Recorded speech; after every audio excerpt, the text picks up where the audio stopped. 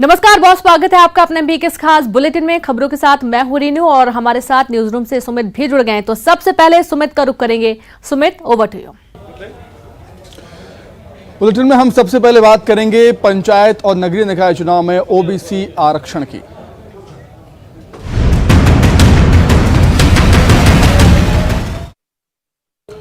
तो मध्य प्रदेश में पंचायत और नगरीय निकाय चुनाव में ओबीसी को आरक्षण मिलेगा। सुप्रीम कोर्ट ने आदेश जारी कर दिया है। सुप्रीम कोर्ट ने कहा है कि 1 हफ्ते में आरक्षण नोटिफाई हो और 1 सप्ताह के बाद चुनाव के यहां पर नोटिफिकेशन दिया जाए।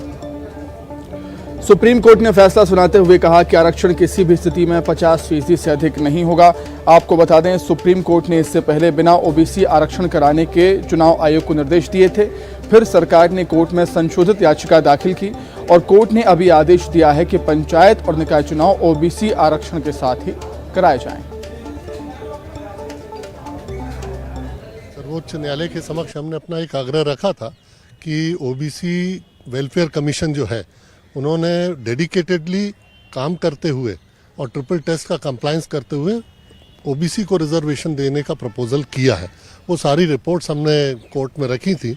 माननीय सर्वोच्च न्यायालय ने हमारे आवेदन को में सुनवाई करते हुए और उन्होंने कहा है कि ओबीसी के रिजर्वेशन के लिए जो सिफारिशें आई हैं उसके आधार पर राज्य शासन नोटिफिकेशन जारी करते हुए और पिछड़े वर्ग को चुनावों में हिस्सेदारी मिले उस नाते से एक ये बड़ा राहत है जो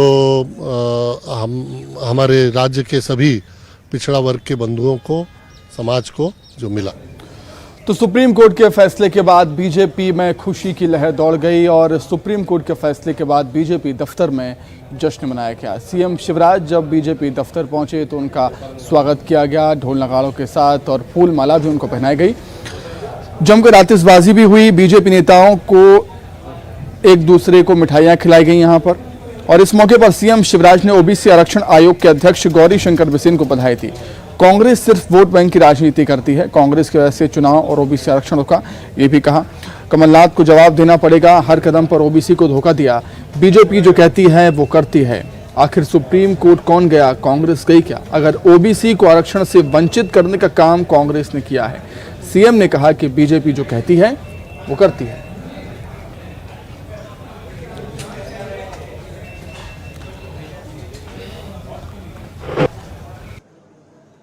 हर कदम पर तुमने ओबीसी को धोखा दिया है।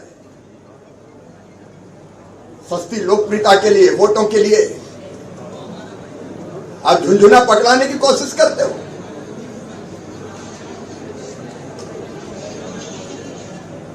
और इनको अच्छी तरह से पता था कि ये केवल कह रहे हैं करेंगे नहीं, इसलिए स्टे भी कोर्ट में हो गया। लेकिन भारतीय जनता पार्टी जो कहती है वो करती है। जब कांग्रेस के पाप के कारण आगे कौन गया था सुप्रीम कोर्ट? कांग्रेस ही गई थी।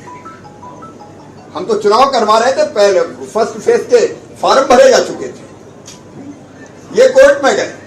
अगर ओबीसी को आरक्षण से वंचित करने का पाप किया तो उनने किया और आरोप हम पे लगा रहे थे। लेकिन हमारा संकल्प था, जो विधानसभा में भी मैंने व्यक्त किया था, कि हम चुनाव में जाएंगे लेकिन ओबीसी आरक्षण के साथ जाएंगे।